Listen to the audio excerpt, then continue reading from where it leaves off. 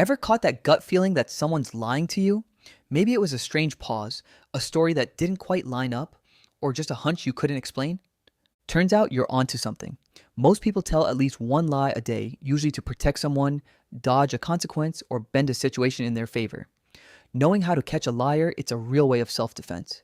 Even the FBI has spent decades refining techniques to catch deception in interrogations. Today, we're breaking down their best tricks, the ones you can actually use in real life. 1. Ask better questions. It starts before the lie even happens, with how you ask the question. Research on interrogation techniques found that vague, broad questions like, "How was last night?" or "Can you tell me how it went?" are basically a gift to a liar. They leave tons of room for lying. A leading question like, "You didn't get back late, right?" is a step up, but it still hands them an easy out. The sharpest tool? An open-ended question built on a negative assumption. Instead of "Did anything happen?" try, "What kept you out so late?" It assumes something's up, forces a detailed answer, and detailed answers are much harder to fake consistently. Just don't turn it into an interrogation. Accusatory tones put people on a defensive mode and make them clam up. A calm conversation gets you further than a confrontation ever will. 2. The 5-second window. Here's a timing-based technique worth knowing from former CIA investigators. The first 5 seconds after you ask a question matter more than anything that follows. That's your window. After 5 seconds, the brain has had time to recover, rehearse, and smooth things over, so any reaction after that point is less reliable. In those 5 seconds, watch for two kinds of clues. Verbal ones, like contradictions or dodging, and physical ones, like touching the face or breaking eye contact. One odd behavior alone doesn't prove much. It could just be a habit.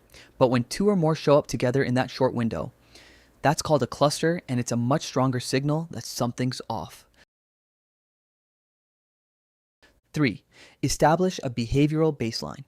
Before asking the hard questions, FBI interviewers start with easy, neutral ones. Why? To learn how a person normally acts. Their tone, posture, the way they naturally gesture. That's their baseline. The better you know someone, the easier this is. You already know how they act on an ordinary day. Once the conversation shifts to something sensitive, watch for deviation. If someone who usually holds eye contact and suddenly can't, that shift is a signal. 4. The double question. Ask about the same event twice from a slightly different angle, minutes apart. You hit the gym yesterday, right? Then, later. So what workout did you end up doing? Someone telling the truth will usually match up naturally. Someone lying has to reconstruct the story from memory, and small cracks start to show between the two versions. 5. Vague, hedging language. When people lie, they tend to choose their words carefully, not because they're eloquent, but because they're scared of getting caught in specifics.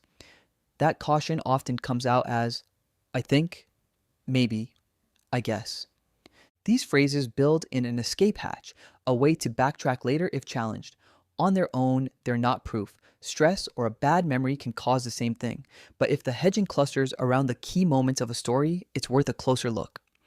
Research also shows that deceptive statements tend to use fewer first-person pronouns, fewer I and me, than truthful ones. Researchers call this linguistic distancing.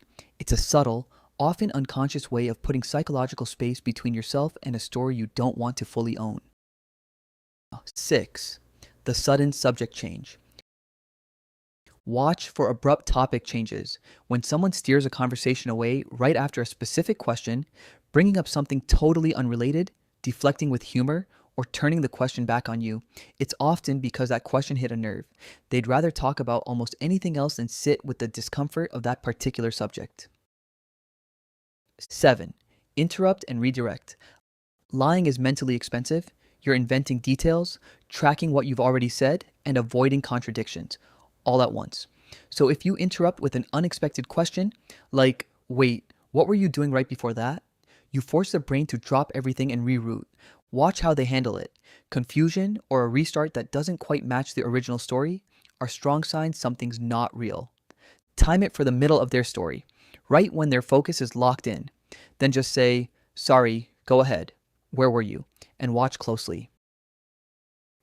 8. The planted detail. Here's a subtle one. Slip a false detail into the conversation. "You said it was Tuesday, but wasn't the store closed that day?" Someone telling the truth will usually correct you on the spot.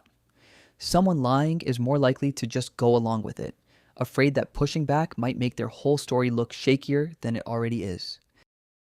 9. Check the timeline. Ask for specific time related details. What time did you leave? What time did you get there? People who are fabricating a story often struggle to keep the timeline internally consistent. Their answers don't match the amount of time it would realistically take to do what they're describing. When the math doesn't add up, that's a strong, fairly objective sign that part of the story might be invented. No single sign is a smoking gun. Everyone lies a little differently, and some people are just better at it than others. The real skill is combining these techniques, reading the clusters, trusting your gut, and paying attention to the whole picture. That's how you actually catch what's being hidden. Bonus, ask what something looked like, sounded like, smelled like, exactly where you were standing. Research says that genuine memories are usually rich with sensory and contextual detail.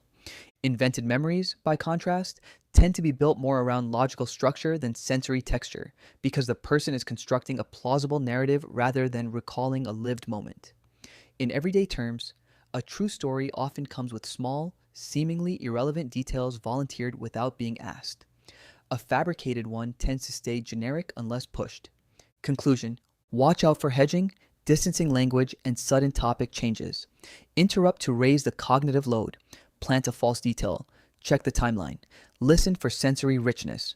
Remember, not a single gesture, phrase, or hesitation is proof of anything on its own. The value is in the pattern, not any one moment. Combine these signals, stay calm, and pay close attention, and you'll be a lot harder to fool than you were 5 minutes ago. If you like this video, leave a like, comment, and subscribe to the channel. Thanks for watching.